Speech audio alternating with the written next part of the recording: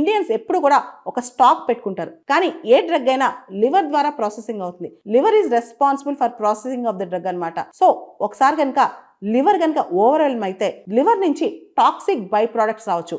ఓవర్గా డోలో 360 వాడితే దాని ద్వారా టాక్సిక్ బై ప్రోడక్ట్స్ అనేవి లివర్ నుంచి వచ్చే ప్రమాదం కనిపిస్తుంది. అంతేకాదు ఒకసారి లివర్ సెల్స్ కనుక డ్యామేజ్ అవుతే నెక్రోసిస్ కూడా వచ్చే ప్రమాదం ఉందని చెప్పి ఎక్స్ట్రీమ్ కేసెస్లో లివర్ ఫెయిల్యూర్ కూడా రావచ్చంట. ఇది కాకుండా ఇంకా ఎక్స్ట్రీమ్ కేసెస్ అంటే 1 or 2% కేసెస్లో ప్రతిరోజు జ్వరం వచ్చినా తలనొప్పి వచ్చినా డోలో 360 వాడితే కిడ్నీ ఫిల్టరింగ్ కెపాసిటీ కూడా కొందరిలో తగ్గుతుందంట. UK office for national statistics వాళ్ళు, ఓఎన్ఎస్ అంటాం, ఆఫీస్ ఫర్ నేషనల్ స్టాటిస్టిక్స్, యూకేకి చెందిన వాళ్ళు ఇంగ్లాండ్ వేల్స్ లో ఓవర్గా పారాసిటమాల్స్ వేసుకోవడం వల్ల 2021లో 227 మంది చనిపోయారంట. సో ఎప్పుడైనా పారాసిటమాల్స్ అనేవి ఓవర్గా వేసుకోకూడదు.